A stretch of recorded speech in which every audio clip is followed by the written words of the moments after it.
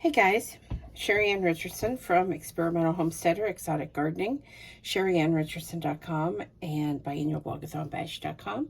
And we are on day 5 of the sourdough starter. I don't know how well you can see that. Obviously not as well as I would like. But I've been trying to figure out how I could set the camera in such a way that maybe you could see a little bit more. I don't have an ideal setup, obviously, still, but it's the best that I can do. I am going to, maybe I can show you a side view. Let me push this down. We are on day 5 of the sourdough starter, and I have quite a bit.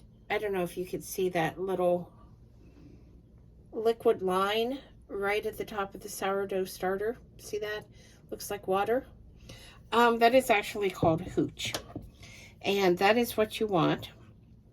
And so the first thing that I'm going to do is to mix this up. I have been doing nightly feedings of 1/4 cup of flour and 1/4 cup of water. Excuse me. I have not been taking any sourdough out at night. I've just been feeding. I am removing sourdough in the day, in the morning when I do my feeding. So twice a day feedings. What I'm doing with the sourdough that I'm removing is I'm adding a little bit of Jiffy mix to it, and I'm making pancakes. So you could add some pancake batter to it if you wanted. So basically what I'm doing, I'm going to remove a 1/2 cup of the starter dough right off.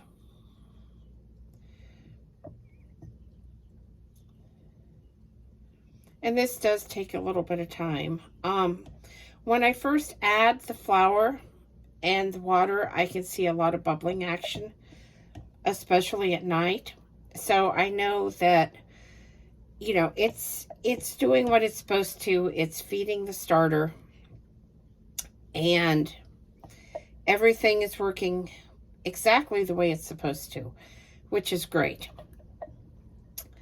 So, part of removing the starter is so that you don't end up with, you know, this huge amount of sourdough that you're never going to use up, and you're going to be trying to pawn it off on your friends and family who may not want it and may not have time to deal with it. Then again, if you have a lot of friends and family that like sourdough,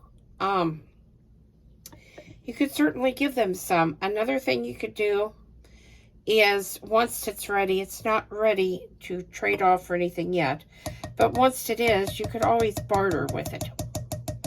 A lot of people don't have good luck getting the sourdough started, or maybe they just don't have the time to get it started, but, you know, once it was started and active, maybe they would take the time to feed it. You could also use it to make bread and other items for sale if you are a state that has the cottage laws. I know our laws in Indiana here are fixing to change in July. And while I haven't had time to go through them really well, it seems like the changes are going to be positive. Okay, so like I said, I'm going to put this 1/2 cup in here. And here in a little bit, I will mix some Jiffy mix with it so that I can make myself some pancakes. And I'll have that with my homemade cinnamon maple syrup for breakfast.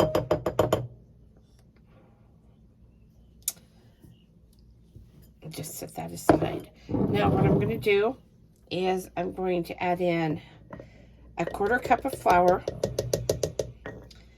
And let me pull just a paper towel here. I have a copper sink, and you're supposed to keep those dry. So anytime that I get water out of it, I try to keep it from dripping all over the place by using either a paper towel or a cloth towel. Okay, so now that I have that in there, you can see that. all I'm going to do is stir it up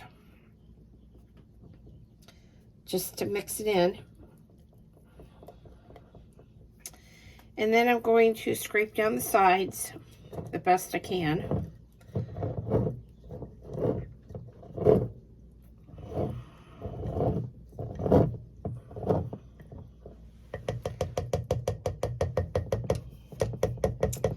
And then I'm going to bring this back just for the straight edge. You could certainly use your fingers if you wanted, but I find that the straight edge does a lot better for me than using my fingers. So that's what I do.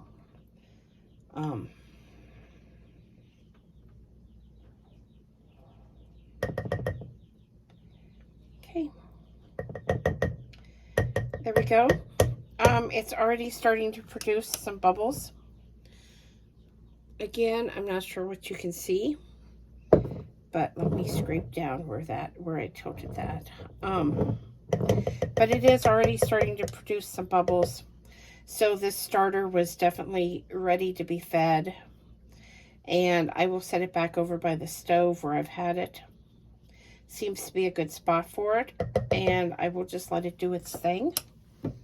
I have been keeping the lid on, not tight, just kind of like that, to prevent anything from possibly blowing into it. We do have pets in the house, and sometimes pet hair can become airborne. I wouldn't want any dust or anything else to get into this. So I just keep the lid just offset like that so it can get some air, but it's pretty well covered. Oh, and let me take that lid back off. I will be lifting this band back up. Like I said, I like the band to set at the bottom of where the sourdough is. Some people may want to do it the other way and have the top level with where the sourdough is. But I like that bottom right at the top of the sourdough, like that. So that's how I do it. You can do it however you want. So, also, if you're waiting on yesterday's video, yesterday's vlog, we are having a little bit of trouble getting the vlogs to upload. I don't know if we are having, internet issues or, slower speeds than normal. I know the internet's cutting in and out, but I don't know if it's just slower than normal speeds or what's going on. But the vlog is in the process of being uploaded, and I will continue to upload every day. But I can't control the upload speeds or the speed that YouTube takes to process once they have it on their end. So please just stay tuned. We haven't given up. We are just dealing with some technical issues right now. And please subscribe. Click that join button and join our membership. We've got some exciting things planned, and we'd love to have you. Okay, so it's chick cleaning time. And I am using this birdseed feeder. You put birdseed in this, and you can fill your feeders with it to fill up the chicken feed dish. The other thing that I do that makes things really simple is I have a plastic jug that just had some distilled water in it. And what I'm going to do,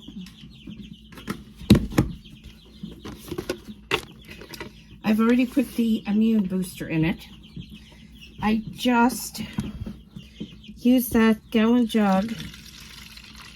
I shake it up, and then I just pour the water in, which makes it super simple to fill their water container every morning.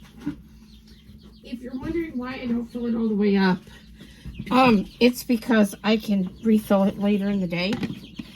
But truthfully, chicks are messy. They're feed and water dishes, not so much their feed, but their water dishes, need to be cleaned up several times a day. And I'm going to show you what a mess this is, what a mess they make here in just a few moments. I'm trying to figure out how to put this lid on and keep the camera in place because I thought maybe I would show you some close-up of the chicks today. See how this is going to work out.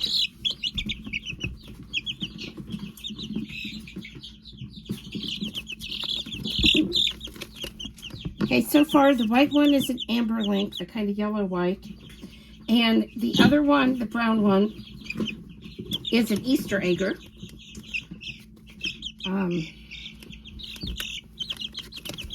There's another amber link. And here comes another Easter egger. I think they know that camera's there.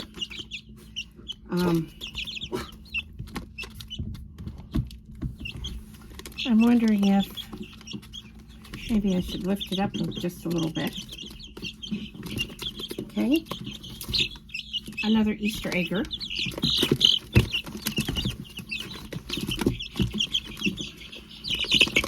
And another Easter egger. And now we're going to bring the guineas over. There are 4 of them. Well, come here. Here comes the first guinea. Oh, these guys are fast and slippery. Another guinea.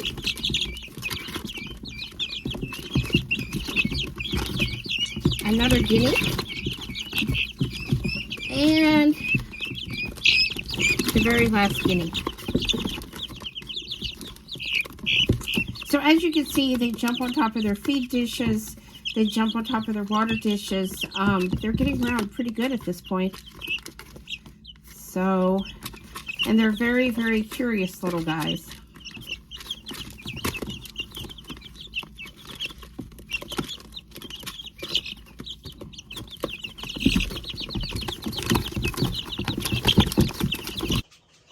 This is the chick cage they came out of. And some of you may not understand this mess and think, oh, excuse me, how long have they been in there? Literally, I changed this cage yesterday afternoon. This is what they do to a cage overnight. You see what I mean about their water? Their water has to be changed out constantly because it gets nasty like that. Sometimes all of their food doesn't get eaten. That's what's left out of that big container that I filled up.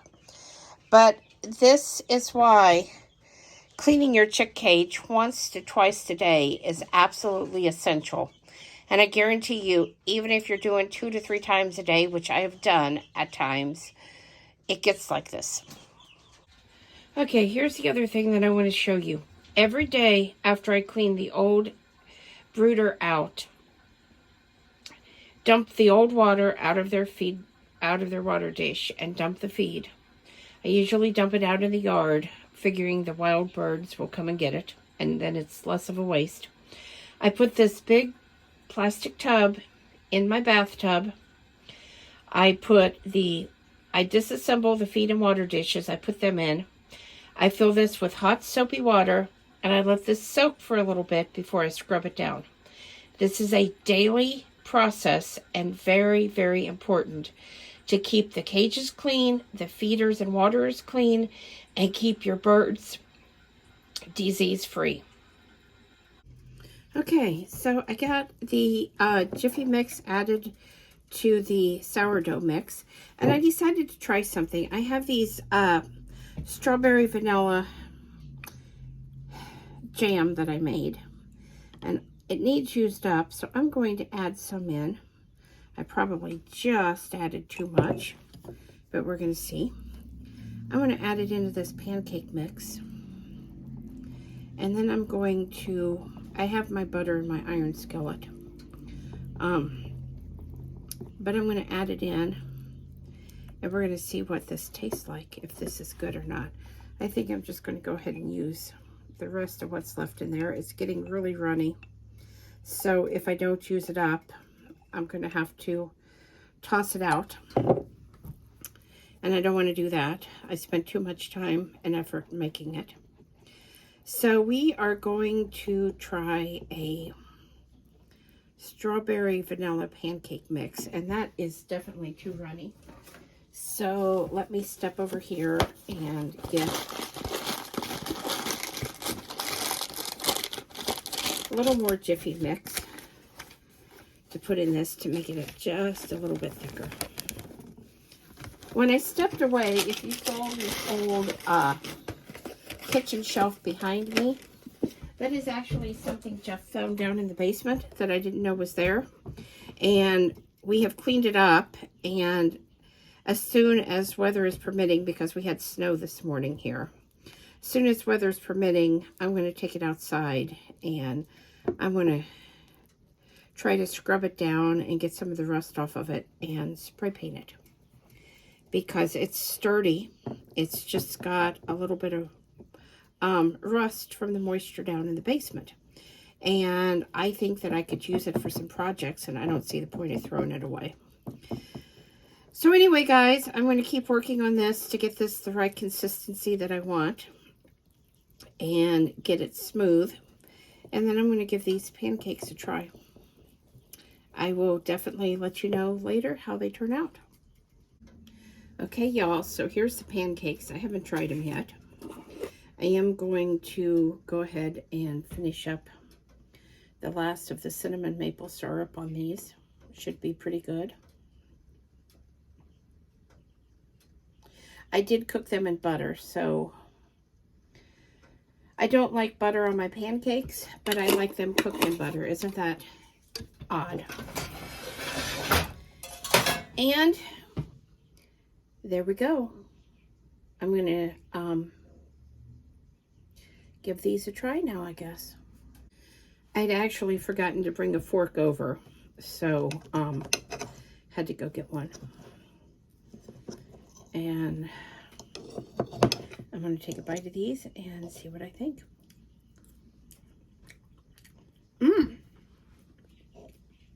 These are actually really good. I can taste strawberry. I can taste the vanilla, and I can still taste the cinnamon maple syrup. So that turned out to be a really good combination, and a really great way to use up some jelly. You can't really see that the well, it was a jam more than a jelly because it did have fruit in it. But you can't really see. I mean, those just look like pancakes. So there is a new way for you to use some of your homemade jellies and jams that might otherwise not get used up. So y'all, I had some other things I wanted to share with you today. But like I said, we are having technology problems here, and internet, cell phones aren't working right. Lots of issues. So, and I'm still uploading the vlog from yesterday. So I'm going to go ahead and cut it off and make this one kind of short and see if I can get it uploaded. Like I said, just hang with me. I'm sure all of this will get straightened out and we will get things uploaded. I have no control over how long that's going to take. So please subscribe, thumbs up, thumbs down, comments below. Thanks for watching, and have a great night.